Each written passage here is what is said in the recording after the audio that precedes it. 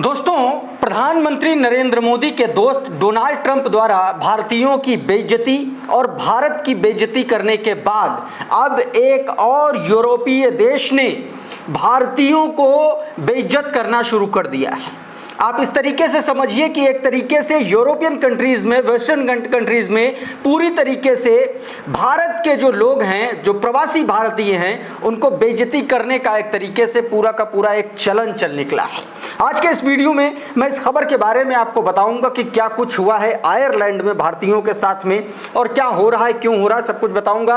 आपको बताऊंगा कि आज तेजस्वी यादव ने बिहार में कौन सा बड़ा बम फोड़ दिया है, उसकी चर्चा करूंगा। और साथ में मध्य प्रदेश की जो वर्तमान सरकार है, क्या यह भी असंवैधानिक है क्या? इस पर कांग्रेस के एक बड़े नेता ने बड़ा दावा किया है, बहुत बड़ा दावा किया है। और वो दावा सीधे तौर पर शिवराज सिंह चौहान के साथ बातचीत का रेफरेंस देते हुए किया गया है, उसके बारे में बताऊंगा। गोरखपुर में क्या बड़ा कांड हुआ है, यह भी बात बताऊंगा। और कैसे पत्रकारों ने भारतीय जनता पार्टी के एक नेता को सबक सिखा दिया, वो तस्वीरें भी आपको दिखलाने की कोशिश करूंगा। और साथ में आपको बताऊंगा गोरखपुर का विकास, कैसा विकास हुआ है मुख्यमंत्री के शहर में, और कैसे एक लड़की की, एक मुस्लिम लड़की की जान आफत में आ गई है, पता नहीं जिंदा है या मर गई है, सब कुछ बताऊंगा। लेकिन सबसे पहले जरा एक खबर देखिए, यह दैनिक भास्कर की खबर, इसकी हेडलाइन आप पढ़िए जरा। आयरलैंड में भारतीयों पर एक महीने में 6 हमले, प्रवासियों, सरकार और विपक्ष के निशाने पर, महंगाई और घर संकट के लिए जिम्मेदार बता रहे हैं। आप सोचिए दोस्तों, किस तरीके से प्रवासियों के निशाने पर, आप समझिए कि प्रवासी जो है आयरलैंड के जो रहने वाले लोग हैं उनके निशाने पर हुआ पता वहां पर क्या है? जिस देश में दक्षिणपंथी सरकारें हैं वहां दरअसल यही हो रहा है। ट्रंप घोर दक्षिणपंथी, भारत की सरकार वर्तमान में मोदी सरकार घोर दक्षिणपंथी, और आयरलैंड में भी दक्षिणपंथी सरकार है। और यह दावा किया गया कि उस सरकार ने बाकायदा प्रवासियों के खिलाफ कुछ ऐसे बयान दिए, कुछ ऐसा नैरेटिव बनाया, और उसके बाद जनता जो है भड़क गई और लगातार भारतीयों पर वहां पर हमले करने लगी। ये हेडलाइन मैंने दिखाया, अब ये खबर देखिए जरा, ये दैनिक भास्कर अखबार की खबर है। आयरलैंड महंगाई और घर संकट के लिए भारतीयों को जिम्मेदार बता रहे, बड़े हमले बढ़े। साफ तौर पर दोस्तों, जो मैंने बताया, सरकार अपनी नाकामी का ठीकरा प्रवासियों पर फोड़ रही है, और वहां भी दक्षिणपंथी, घोर दक्षिणपंथी सरकार है, और वो अपना ठीकरा जो है प्रवासियों पर फोड़ रही है। दोस्तों, ऐसे में अब आप ये समझिए कि किस तरीके से वहां पर एक बड़ा मामला निकल के सामने आ रहा है कि दक्षिणपंथी सरकार और उसी के निशाने पर आ गए हैं प्रवासी। ठीक वही काम आयरलैंड में हो रहा है जो यहां पर एक तरीके से नफरत फैलाई जा रही है। यहां की सरकार से संबंध रखने वाले लोग, पार्टी से संबंध रखने वाले लोग है क्या? दरअसल प्रवासी भारतीयों के मामले में मैं आपको एक बात बताऊं, लगभग 12.5 लाख वहां पर प्रवासी मजदूर हैं, प्रवासी भारतीय हैं, माफ कीजिएगा, टोटल प्रवासी हैं, प्रवासी भारतीय नहीं, टोटल प्रवासी। और इसमें से टॉप 5 जो कंट्रीज हैं उनमें से भारत के प्रवासी आते हैं, यानी कि भारत जो है अच्छी खासी संख्या में प्रवासी हैं। और वहां की सरकार और वहां का विपक्ष जो है, ये दोनों मिलकर के प्रवासी भारतीयों को जिम्मेदार ठहरा रहे हैं, और यही वजह है कि वहां पर लोगों पर हमला हो रहा है। और मोदी सरकार कुछ नहीं कर पा रही। दोस्तों, लोग सवाल पूछ रहे हैं कि आखिर ये सरकार आयरलैंड में भारतीयों के लिए क्या कर रही है? इस सरकार ने न तब कुछ किया जब अमेरिका से हथकड़ी और बेड़ियों में भारतीय भेजे गए, महिलाएं भेजी गई, और न अब कुछ कर पा रही है जब वहां पर हमले हो रहे हैं। एक और इसी से जुड़ी आपको खबर दिखाता हूं, ये देखिए, भारतीयों को बनाया जा रहा निशाना, लोग आयरलैंड छोड़ने को मजबूर। सोचिए दोस्तों, किसी और यूरोपीय देश में बसने के लिए लोग जो है मजबूर हो रहे हैं। रिपोर्ट भारत की यह खबर है, और उसमें साफ तौर पर यह बताया गया, तमाम सारे अखबारों में इस तरीके की खबरें हैं। दोस्तों, अब एक और यह खबर देखिए जरा, 6 साल की बच्ची पर हमला किया गया, नस्लीय टिप्पणी की जा रही है वहां पर। यह देखिए, भारतीयों के खिलाफ क्यों हिंसक हो रहे हैं आयरलैंड के लोग। अब 6 साल की बच्ची से मारपीट, देश छोड़ने की धमकी। साफ तौर दोस्तों, यह घटना वाटरफोर्ड की है, जहां पर 6 साल की मासूम बच्ची के साथ कुछ किशोरों ने हमला किया, और ना सिर्फ हमला किया बल्कि बताया जा रहा है उसके प्राइवेट पार्ट पर को भी नुकसान पहुंचाया, चोट पहुंचाई है, और सीधे तौर पर नस्लीय टिप्पणी की जा रही है। यानी कि आप 6 साल की बच्ची कितनी होती है आप सोचिए।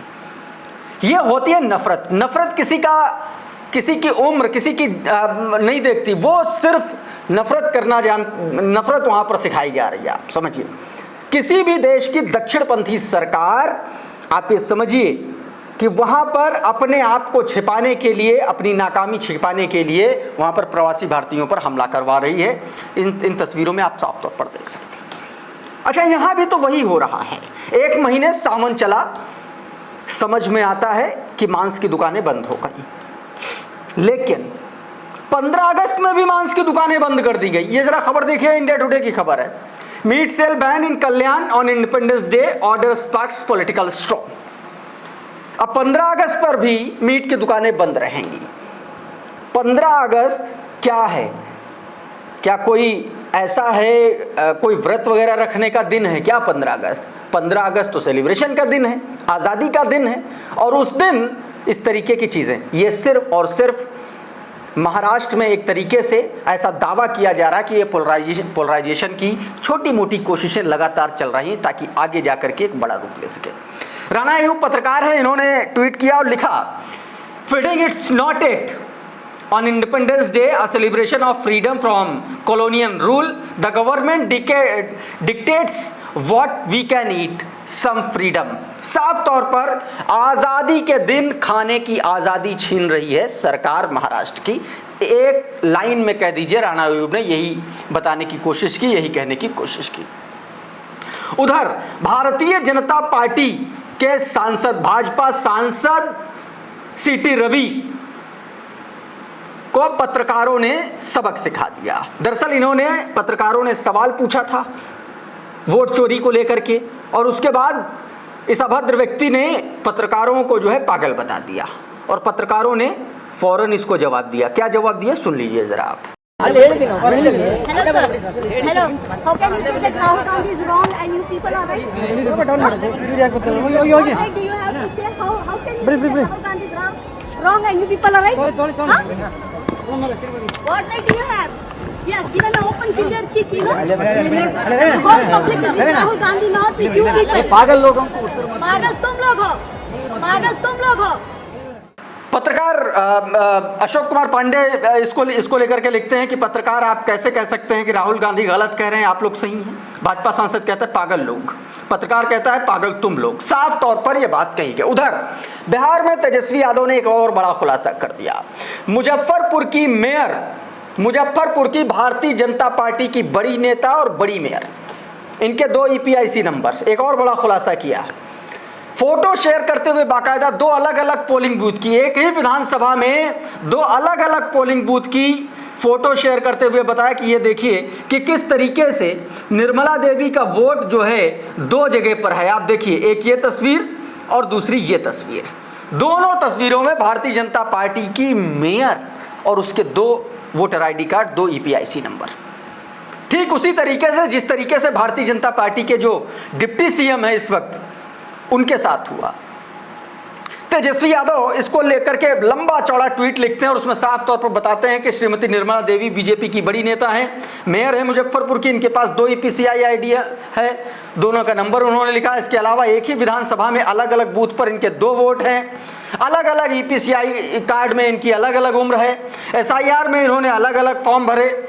साफ तौर पर देखिए कि भारतीय जनता पार्टी के लोग किस तरीके से बेईमानी पर उतारू हैं, बेईमानी पर आमादा हैं, और विपक्ष लगातार इसकी पोल खोलता जा रहा है। अब आपको एक वीडियो दिखाता हूं। वीडियो मध्य प्रदेश के चुनाव से जुड़ा हुआ है। मध्य प्रदेश में किस तरीके से खेल हुआ उसका जो एक तरीके से खुलासा स्वयं मध्य प्रदेश के पूर्व मुख्यमंत्री के बेटे, अर्जुन सिंह के बेटे अजय सिंह उर्फ राहुल भैया ने एक बड़ा बयान दिया। उन्होंने 2023 का जो विधानसभा का चुनाव था मध्य प्रदेश का, उस चुनाव के दौरान वो अपना कन्वर्सेशन बता रहे हैं शिवराज सिंह चौहान से।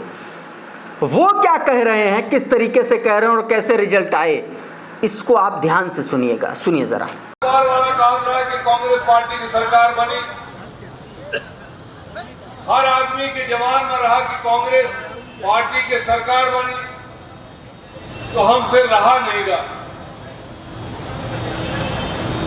हम उन मामा का फोन किए, राज मामा साहब का नहीं, उन मामा का फोन किए गिनती के एक रोज पहले कि भाई साहब आपको क्या लगता है? भैया कुछ समझ में नहीं आ रहा है, बराबर बराबर का मामला है। वो मामा जब मुख्यमंत्री रहा, वह जब कह रहा है कि बराबर बराबर के मामला है, तो हम 65-66 में कैसे रहेंगे, ये हमें समझा जाए। कुछ न कुछ तो दाल में काला है। और ओखे खितिर हमारे नेता राहुल गांधी जी बड़े खुद सुपुर्ति के साथ अपन बात रखी नहीं, कौनो दवा की जरूरत नहीं है, और उनका वह न्याय के लड़ाई एक एक कांग्रेस जन, एक एक आदमी ये चाहत है कि देश में संविधान बचे, प्रजातंत्र बचे, चाहे कौनो पार्टी के हो ही अपना, आज समय है सबका। द पॉलिटिकल अड्डा नाम का ट्विटर हैंडल है, उसने अजय सिंह राहुल का ये वीडियो ट्वीट किया और उसमें बताया कि वोट चोरी के मुद्दे पर पूर्व नेता विपक्ष अजय सिंह राहुल ने बड़ा खुलासा करते हुए बताया कि 2023 विधानसभा चुनाव के परिणाम के एक दिन पहले वो तत्कालीन मुख्यमंत्री शिवराज सिंह चौहान को फोन लगा करके पूछते हैं कि भाई साहब क्या लगता है, तो उन्होंने कहा था भैया कुछ समझ में नहीं आ रहा, बराबर बराबर का मुकाबला है।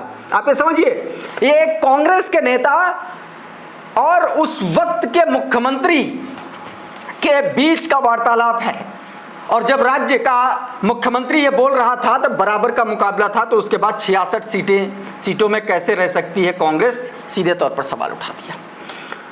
उधर उत्तर प्रदेश में अब नफरत एक कदम और आगे बढ़ चुकी है। आपने देखा फतेहपुर में क्या हुआ, महेश्वर सिंह महसी के विधायक हैं, उनका एक वीडियो वायरल हुआ है।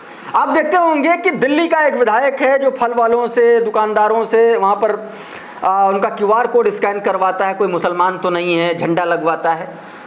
अब सुरेश्वर सिंह महसी विधायक अब ये लोगों को ये बता रहे हैं कि मुसलमानों की अगर गाड़ी में कहीं भी भाजपा का झंडा है तो उसको उतरवा दीजिए। सुनिए जरा क्या कह रहे हैं। पी के झंडा जितने मुसलमानों की गाड़ी में सब उतरवाइए,